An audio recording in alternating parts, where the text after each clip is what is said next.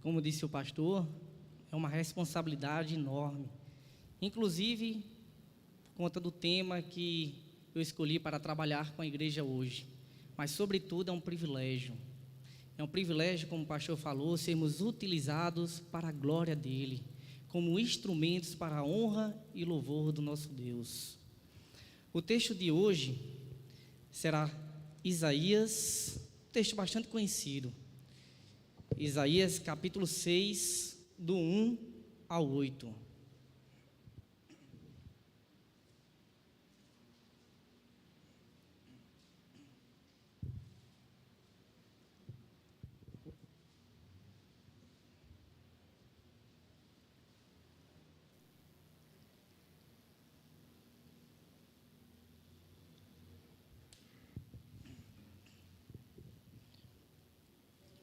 Todos encontraram? Acompanhe a leitura comigo. No ano da morte do rei Uzias, eu vi o Senhor assentado sobre um alto e sublime trono, e as abas de suas vestes enchiam o templo. Serafins estavam por cima dele, cada um tinha 6 asas, com 2 cobria o rosto, com 2 cobria os pés, e com 2 voava. E clamavam uns para os outros, dizendo: Santo, Santo, Santo é o Senhor dos exércitos, toda a terra está cheia da sua glória. As bases do limiar se moveram à voz do que clamava, e a casa se encheu de fumaça. Então disse eu: ai de mim, estou perdido, porque sou um homem de lábios impuros. Habito no meio de um povo de impuros lábios, e os meus olhos viram o Rei, o Senhor dos exércitos. Então um dos serafins voou para mim, trazendo na mão uma brasa viva, que tirara do altar com uma tenaz. Com a brasa tocou a minha boca e disse: eis que ela tocou os teus lábios, a tua iniquidade foi tirada, e perdoado o teu pecado. Depois disso, ouvi a voz do Senhor que dizia: a quem enviarei, e quem há de ir por nós? Disse eu: eis-me aqui, envia-me a mim. Vamos estar orando nesse momento.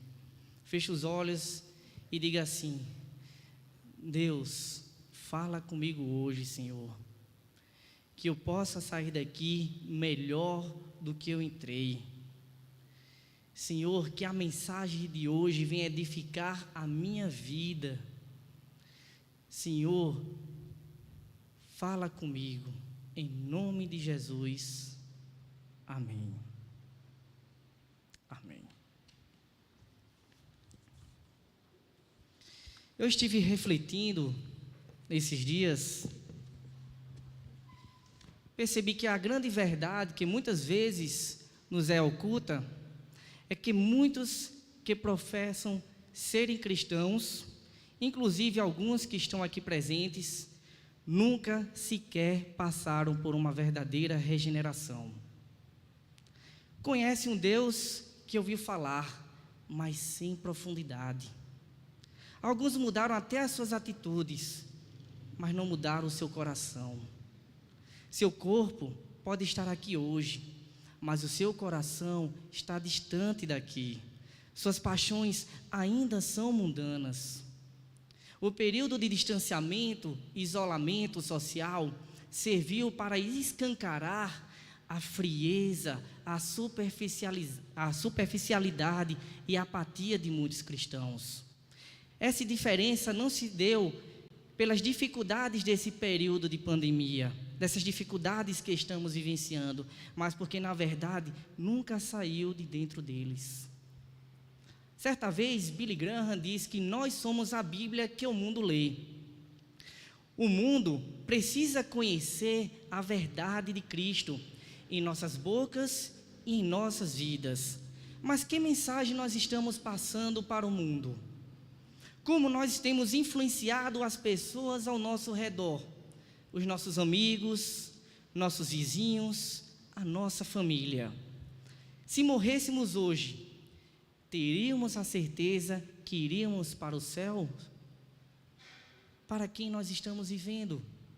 Para Deus ou para nós mesmos? Enquanto alguns buscam a Deus não pelo que ele é, mas pelo que ele pode proporcionar, outros, como Isaías, provaram de uma experiência marcante que transformou por completo a sua vida. Mas quem foi Isaías? Isaías foi um grande profeta do Antigo Testamento. O seu livro foi o livro mais comentado no Novo Testamento. Isaías era filho de Amós. Ele foi chamado por Deus para exercer o seu ofício durante os reinados de Uzias, Jotão, Acais e Ezequias. Ele foi convocado por Deus para a missão de anunciar a mensagem de julgamento e restauração para a nação de Judá. Mas antes, Deus precisava preparar Isaías para essa grande comissão. Deus precisava preparar Isaías para esta missão, e isto ocorreu exatamente nesta passagem. O capítulo 6 inicia com um fato histórico marcante, um fato histórico importante. Diz que ocorreu no ano da morte do rei Uzias. Mas quem era Uzias? Uzias foi um rei próspero da nação de Judá. Foi um dos reis mais abençoados da nação de Judá. Ele reinou por 52 anos. Durante o seu tempo de reinado, Judá, ele gozou de prosperidade, ele gozou de tempos de paz, mas infelizmente em um determinado momento, ele ensoberbeceu o seu coração, ele teve orgulho, altivez, e Deus lançou uma lepra, e ele se afastou da cidade e morreu. E nesse ano, Isaías, juntamente com a nação de Judá, estava de luto, chorava pelo seu rei, porque também eles temiam, porque um grande império, o Império Assírio, ele estava se alastrando rapidamente. O Império Assírio era um império violento, sanguinário, impiedoso, cruel, mau. Ele estava dizimando cidades, destruindo povos, estava tomando as nações. E era questão de tempo que ele também fizesse isso com Judá. E o que eles fizeram? Ficaram com medo. A esperança acabou. O seu grande rei morreu. Isaías, ele sai para ir ao templo. E quando ele vai orar a Deus, não se sabe ao certo se era em algum momento de festividade ou algum evento que ele estava participando. Se sabe que ele foi até o templo, foi orar a Deus. E algo ímpar aconteceu na vida de Isaías. Algo grandioso, algo majestoso, que nunca tinha ocorrido na vida dele antes. Ele teve um encontro pessoal com Deus. E é sobre isso que eu quero tratar hoje com a igreja. Eu quero tratar hoje com a igreja sobre as marcas de um verdadeiro encontro pessoal com Deus. E o primeiro é que a santidade de Deus é revelada. Leiam comigo, por favor, Isaías 6, vamos ler os 5 primeiros versículos. No ano da morte do rei Uzias, eu vi o Senhor assentado sobre um alto e sublime trono, e as abas de suas vestes enchiam o templo. Serafins estavam por cima dele, cada um tinha 6 asas, com 2 cobriu o rosto, com 2 cobriu seus pés, e com 2 voava. E clamavam uns para os outros, dizendo: Santo, Santo, Santo é o Senhor dos exércitos, toda a terra está cheia da sua glória. As bases do limiar se moveram à voz do que clamava, e a casa se encheu de fumaça. Então disse eu: ai de mim, estou perdido, porque sou homem de lábios impuros, habito no meio de um povo de impuros lábios, e os meus olhos viram o Rei, o Senhor dos exércitos. Isaías, ele também estava temendo o ataque dos assírios. Ele também estava com medo. O seu rei também morreu. Ele também estava sem esperança. Mas quando ele vai até o templo orar, ele olha para os céus e ele vê o Senhor dos senhores, o Rei dos reis, assentado sobre o sublime e alto trono. Deus se revela a ele de uma forma majestosa, se apresenta como um verdadeiro rei, não como os reis terrenos, não como os reis humanos, mas o verdadeiro rei. Isaías, ele vislumbra a majestade de Deus. Deus, ele se apresenta como verdadeiro rei a Isaías, mas ele não só vê Deus, ele também vê os serafins ao alto, e os serafins, eles possuíam 6 asas. Mas o que significa essas 6 asas? Por que 6 asas? Percebe-se que 2 ele cobriu o rosto, porque a majestade de Deus, a glória de Deus, a santidade de Deus é tão irradiante. Deus é tão majestoso, é tão santíssimo, que eles não podiam contemplar a face de Deus. Seus pés, as outras 2 asas cobriam seus pés, como sinal de respeito, porque eles eram indignos de estarem sobre o mesmo lugar onde o trono de Deus estava estabelecido, onde Deus estava assentado, e os outros 2 sobrevoavam. Mas eles diziam um ao outro: Santo, Santo, Santo é o Senhor dos exércitos. Não há outro atributo que é elevado ao mais alto grau, a um grau superlativo. O único atributo que é repetido 3 vezes é santo. Quando a Bíblia ele quer enfatizar algo, há uma repetição. Jesus diz: em verdade vos digo. Ele quer enfatizar a verdade que está sendo pronunciada, repete 2 vezes, mas em nenhuma você vê repetindo 3 vezes, a não ser a palavra santo. Isso quer dizer que Deus é santíssimo, inalcançável, inatingível. É algo impensável de alguém conseguir alcançar. Só Deus é santíssimo. Os serafins eram criaturas celestiais santas, perfeitas, mas eram apenas santas. Santíssimo somente o nosso Deus, o Senhor dos senhores, o Rei dos reis, o majestoso Deus que está aqui hoje. Diante do vislumbre da santidade de Deus, há 3 reações de Isaías. A primeira reação é que a consciência da gravidade do pecado. Isaías, ele, quando olha para Deus, ele diz: ai de mim, estou perdido. Sabe o que significa isso? Que ele está perecendo, está morrendo. O pecado que está nas entranhas dele, ele já não consegue mais carregar esse fardo, esse peso. É pesado demais. Ele se vê perdido porque ele contemplou a santidade de Deus. E quando alguém contempla a santidade de Deus, ele percebe o quão ele é miserável, o quão ele é indigno, o quão ele é impuro, o quão ele é sujo, o quão ele precisa de Deus. É quando brota em seu coração a convicção do pecado, a consciência do malefício do pecado, de tal forma que é incapaz dele olhar para Deus, de tão impuro que ele está se sentindo. Eu consigo imaginar ele olhando para baixo e dizer: ai de mim, estou perdido. Ele percebe o quão danoso é o seu pecado. Adão precisou pecar uma vez para se afastar da santidade, da presença de Deus.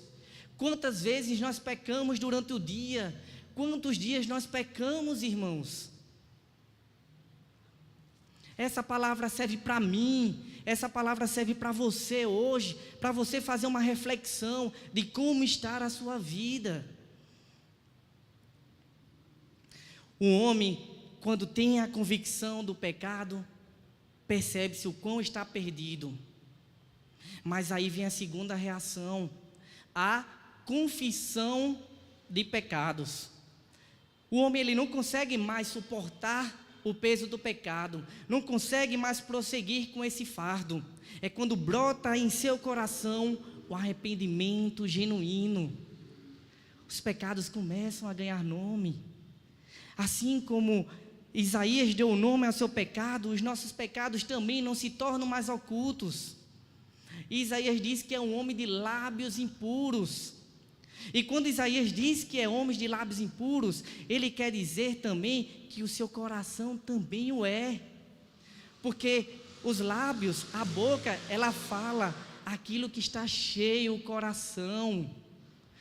O problema não estava apenas nos lábios de Isaías, estava no coração dele.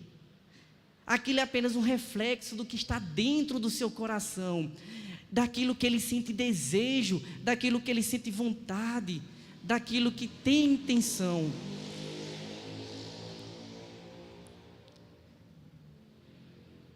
Confessamos os nossos pecados para Deus, para que Ele possa conceder perdão. Tirar o peso que não conseguimos mais suportar e lançar no mar do esquecimento.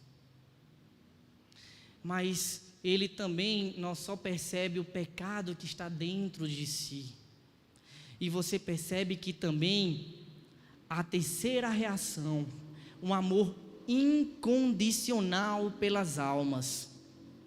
Ele entende a gravidade do seu pecado, ele confessa os seus pecados, mas ele também percebe que não é o único que está perdido. Ele vê o quão as pessoas ao seu redor estão perdidas, o quanto também precisa desse encontro que ele teve, o quanto também precisa dessa experiência, o quão precisa ser transformado, regenerado, o quanto Deus precisa aparecer para que eles possam também sentir o mesmo impacto que Isaías teve, para que ele possa ter a mesma experiência marcante, para que ele possa sair completamente diferente daquela forma que ele chegou. Brota em nossos corações um amor incondicional pelas almas. Queremos que Deus ele opere o mesmo milagre que Ele operou em nós. O que acontece é compaixão pelas almas, é choro pelas almas. Quantos de nós estamos preocupados pelas almas dos perdidos? Quantos de nós temos chorado pelos nossos pecados e os pecados dos nossos vizinhos, nossos amigos e nossos familiares? Irmãos, quanto tempo iremos viver nessa apatia? Quanto tempo iremos viver nessa superficialidade? Quanto tempo iremos viver nesse cristianismo fraco e débil que nós dizemos que nós vivemos? Até a segunda marca. A primeira marca é que a santidade de Deus é revelada. E a segunda marca é que a vida do pecador é verdadeiramente transformada. Veja comigo os versículos 6 e 7. Então, um dos serafins voou para mim, trazendo na mão uma brasa viva, que tirara do altar com uma tenaz. Com a brasa, tocou a minha boca e disse: eis que ela tocou os teus lábios, a tua iniquidade foi tirada e perdoado o teu pecado. Aqui vimos um serafim indo até Isaías com uma brasa viva na mão, tirada com uma tenaz. Tenaz é como aquela tesoura grande que você tira a brasa do fogo, da fornalha. E serafim é uma criatura angelical, é um ser celestial, mencionado apenas aqui. O nome hebraico é seraf, que quer dizer brilhante, ardente. Ele tem a função de ser um agente de louvor e de adoração a Deus, mas eles também são agentes purificadores. E essa brasa ardente é colocada sobre os lábios de Isaías e gerou 3 resultados na vida de Isaías. O primeiro resultado é que os pecados foram perdoados por Deus. Isaías, ele passa por um processo de arrependimento doloroso. Os seus pecados precisavam morrer. Para que seus pecados pudessem ser perdoados, ele precisava passar por um momento de angústia profunda. Sabe, aquela angústia que rasga o coração, aquela angústia que despedaça, aquela angústia que aquele que esmagalha o coração, que rasga e sangra, que dilacera, que deixa em pedaços, para que ele pudesse receber um novo coração. Isaías, ele foi tirado da sua zona de conforto, para entender que não podia mais viver da mesma maneira que ele estava vivendo. Isaías vivia de uma forma indiferente, ele estava acomodado ao seu modo, ao seu estilo de vida. Ele andava, tinha os seus lábios impuros, e isso não incomodava. Ele escutava as pessoas também que tinham lábios impuros, e isso não incomodava. Mas agora a sua iniquidade foi tirada. Seus pecados foram confessados por Isaías e perdoados por Deus. Pois se confessarmos os nossos pecados, Deus é fiel e justo para nos perdoar os pecados. Segundo resultado é que a vida de Isaías foi purificada por Deus. O primeiro foi que os pecados foram perdoados por Deus. O segundo é que a vida de Isaías foi purificada por Deus. A brasa viva colocada sobre os lábios de Isaías foi o verdadeiro processo de purificação. Foi doloroso, mas foi transformador. A dor do arrependimento agora é transformada em alívio pelo fogo purificador de Deus. A ferida que estava aberta agora foi cicatrizada. E agora Isaías estava completamente curado. O pecado de Isaías precisava morrer. Imagina uma brasa viva colocando sobre a pessoa. Queima a carne. A carne dele foi queimada, a carne dele foi mortificada, para que ele pudesse receber uma nova vida purificada pelo próprio Senhor. Agora Isaías, ele foi refinado pelo fogo divino. Isaías foi revestido de uma nova criatura. E aí vem o terceiro resultado na vida de Isaías. O primeiro, que os seus pecados foram perdoados por Deus. O segundo, que a sua vida foi purificada por Deus. E a terceira, que ele foi santificado e é santificado por Deus. A grande obra que o Senhor inicia em nossas vidas, Ele há de completar. Ele também fez isso na vida de Isaías. Ele iniciou uma obra na vida de Isaías. Ele preparou Isaías para uma missão, e ele sustentou Isaías. Ele purificou Isaías, mas também o santificou. E quando Deus, ele converte alguém, quando Deus santifica alguém, ele continua santificando, ele continua convertendo diariamente a pessoa. Deus nos reveste de uma nova natureza que é incompatível com o mundo e suas práticas. Ele não nos tira do mundo, mas nos santifica para que não façamos parte dela. O mundo precisa ser impactado pelas nossas vidas. Deus nos colocou no mundo não para sermos moldados segundo os costumes do mundo. Deus nos colocou no mundo para impactarmos o mundo com a presença de Deus sobre nossas vidas. O mundo precisa olhar para cada um de nós e enxergar Cristo em nós mesmos. O mundo precisa ser impactado através do nosso testemunho de vida. A iniquidade que estava em Isaías foi retirada, o seu pecado foi perdoado. Isaías foi preparado para Deus, separado para ser instrumento para a sua glória, para as boas obras, para impactar o mundo com o milagre que Deus operou na sua vida. O seu caráter estava sendo moldado por Deus.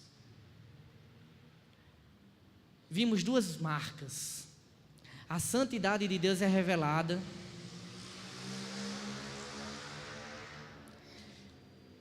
A vida do pecador é verdadeiramente transformada. E agora a compreensão do propósito de vida é restaurada. Vejam comigo o versículo 8 apenas. Depois disso, ouvi a voz do Senhor que dizia: a quem enviarei? E quem há de ir por nós? Disse eu: eis-me aqui, envia-me a mim. Deus transformou a vida de Isaías. Deus preparou Isaías para uma grande comissão. O Deus que sonda os nossos corações, Ele já sabia da intenção de Isaías. Por isso o Senhor faz uma pergunta retórica. Ele diz: a quem enviarei? E quem há de ir por nós? Perguntas retóricas, irmãos, são aquelas perguntas que não têm o objetivo de acrescentar uma informação nova, de acrescentar algo novo. Ele faz apenas o receptor, ele refletir sobre a pergunta e responder aquilo que já está inerente na pergunta. Isaías agora ele tem uma compreensão clara do seu propósito de vida. O seu propósito de vida agora foi verdadeiramente restaurada. Deus faz a pergunta a Isaías, que responde positivamente ao chamado de Deus. Isaías, consciente da sua vocação, aceita prontamente o chamado de Deus como profeta que levaria a mensagem à nação de Judá, a mensagem de julgamento, mas também uma mensagem de restauração. Com isso, irmãos, podemos perceber duas compreensões do propósito de vida de um regenerado. O primeiro é que somos preparados para servir como instrumentos para a glória de Deus. Isaías, ele viu Deus, foi purificado, ele viu Deus, foi purificado e ouviu a voz do Senhor. Quem é transformado por Deus, ouve a voz do seu Senhor, ouve a voz do seu mestre e obedece. Isaías, ele não pensou duas vezes. Isaías não questionou quando Deus perguntou. Ele não titubeou ao responder. Ele não pensou, simplesmente Isaías escuta a voz de Deus e com sinal de obediência, ele responde. Ele se entrega por completo ao serviço. Ele se entrega por completo à obra de Deus. Ele se dispôs a cumprir com a sua missão. A obediência é a característica principal daqueles que são santos. Os santos são aqueles que são separados por Deus, utilizados por Ele para fazer a vontade dEle. Eles escutam a voz de Deus e obedecem. E isso é a característica principal de ser santo. Você obedece à voz do Senhor? Você é digno de ser chamado como santo? Você realmente foi separado por Deus para a vontade dEle, para ser instrumentos da glória dEle, não para a sua. Mas quantos de nós temos trocado a vontade de Deus para fazermos as nossas vontades? Como nós temos muitas vezes sido egoístas. Quantas vezes nós estamos diante de situações onde preferimos negligenciar a palavra de Deus e fazermos as nossas vontades, os nossos desejos, os nossos caprichos. Precisamos estar atentos à voz de Deus. Precisamos ter uma experiência marcante com Deus. Agora, Isaías ele tinha ofertado a sua vida por completo a Deus. Ele é dependente da palavra do Senhor. A sua vontade agora está submetida ao Pai. Está não mais submetida à sua própria vontade, mas submetida ao próprio Deus. Deus tinha um propósito com a nação de Judá. E Isaías foi um instrumento nas mãos de Deus para cumprir o seu propósito, para anunciar a mensagem que Deus queria levar àquela nação. Fomos criados para a glória de Deus. Isso é o nosso fim principal. Isso é o nosso objetivo de vida. Isaías entendeu isso quando teve uma experiência com Deus. Você entende isso também? Você tem servido para a glória de Deus? Você tem sido um instrumento para a glória de Deus ou para a sua própria glória?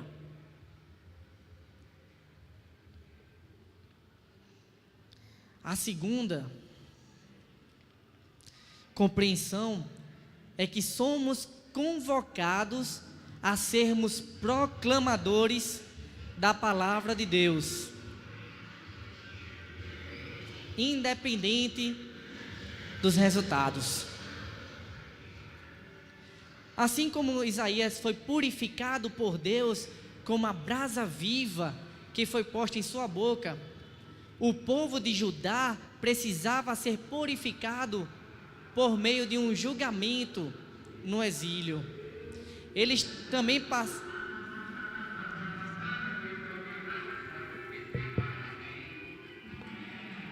Eles precisavam também passar por um processo de arrependimento doloroso. Eles precisavam refletir sobre suas vidas. Eles precisavam olhar para dentro de si e enxergar a gravidade dos seus pecados. Eles precisavam também ter essa convicção. Eles precisavam também confessar os seus pecados. Eles precisavam entender que eles são completamente dependentes de Deus, que a sua esperança não está no rei que morreu, que eles precisavam parar e olhar para Deus, assim como Isaías. O povo estava corrompido. A nação de Judá estava passando por uma instabilidade política, uma estabilidade econômica, uma estabilidade social, mas sobretudo uma instabilidade espiritual. A mensagem precisava ser anunciada. Muito provavelmente Isaías esperava receber de Deus uma mensagem de consolo, uma mensagem de esperança, mas aprove Deus que a mensagem que Isaías deveria anunciar não fosse essa, mas primeiramente uma mensagem de julgamento. O povo de Deus precisava também ser refinado. Não coube a Isaías questionar a mensagem a ser anunciada. O mensageiro, ele não tem poder algum. Não tem poder para convencer ninguém. É Deus que opera a sua vontade sobre as nossas vidas. Eu estou aqui simplesmente como um instrumento nas mãos de Deus. Você não vai ser convencido, não é por mim. Você só pode ser convencido pelo Espírito Santo. É o Espírito Santo que convence um homem do pecado, da justiça e do juízo. Não é homem algum. Se um dia vocês forem convencidos pelo pastor ou por qualquer pregador aqui em cima, tenha certeza disso, você não vai durar muito tempo. É uma convicção temporária. Foi simplesmente por emocionalismo puro. Mas Deus, quando Ele pega o seu coração, quando Ele despedaça o seu coração, quando Ele mata os seus pecados, quando Ele lhe dá um novo coração, quando Ele lhe reveste de como nova criatura, você muda completamente de vida, você é verdadeiramente convencido que é filho de Deus, e você quer simplesmente ter relacionamento com Ele. Você quer amar a Deus, você quer obedecer a Deus, você quer compartilhar com as pessoas sobre o milagre que Ele fez nas suas vidas.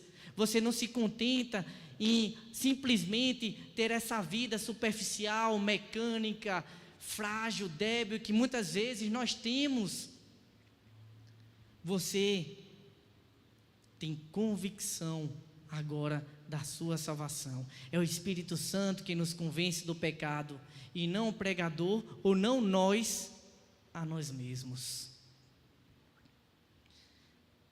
A lição mais importante que aprendemos com Isaías, sabe qual é, irmãos? É que precisamos fazer uma reflexão sobre as nossas vidas.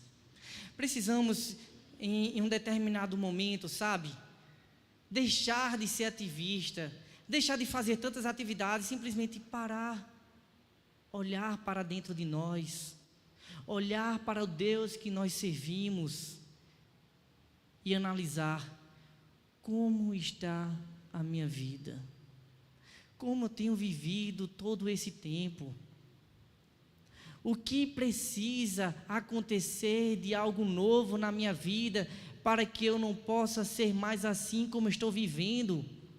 Eu quero ser uma pessoa melhor, mas não para mim mesmo, mas para a glória de Deus, para a honra e o louvor dEle somente.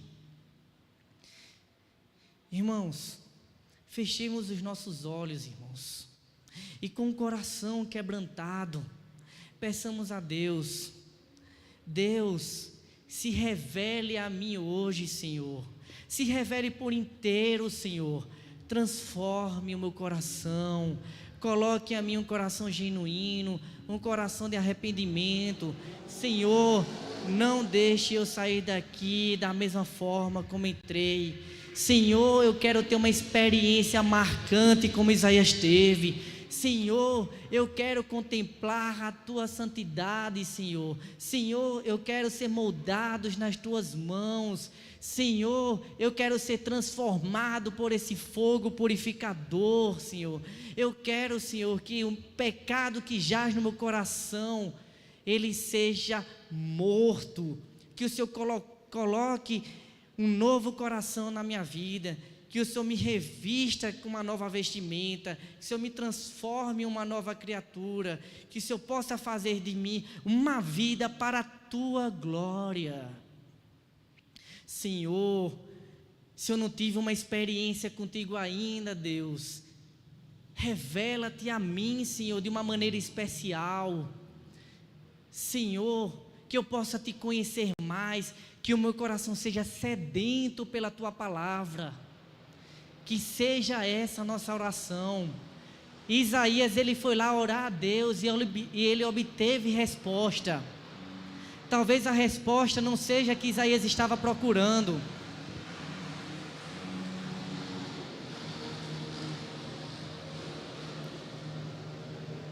Talvez Isaías não obteve a resposta que ele estava procurando, mas foi a resposta que ele precisava ouvir. Isaías, ele teve um encontro com Deus quando ele foi buscar a Deus. Você quer ter uma experiência com Deus, meu irmão? Você quer ter uma revelação especial com Deus? Você quer ter um encontro pessoal com Deus? Busque a Ele, peça a Ele de todo o coração, anele por isso todos os dias da sua vida, incansavelmente. Certa vez, Leonard Ravenhill, ele disse que a igreja precisa de uma nova revelação de Deus. Talvez precisamos disso para as nossas vidas, para que possamos ser reavivados, para que a mensagem de Deus possa arder em nosso coração, para que a nossa mente esteja focada no Senhor, para que nossos pés sejam guiados por Deus, para que a nossa vida seja completamente ofertada a Ele, para que sejamos pessoas para a honra e glória, instrumentos para a glória de Deus. Eu quero concluir, irmãos, dizendo que nós precisamos sim buscar um verdadeiro encontro pessoal com Deus. Assim como Isaías, as nossas vidas serem verdadeiramente transformadas. Isaías, ele conhecia Deus. Melhor, Isaías, ele ouvia falar de um Deus, ele falava desse Deus, mas ele não conhecia com intimidade, ele não conhecia com profundidade, até que Deus se revelou a ele. O mundo também tem que enxergar esse Deus em nossas vidas e em nossas palavras. O Deus que transformou as nossas vidas como instrumentos para a sua glória e para o seu louvor. Amém?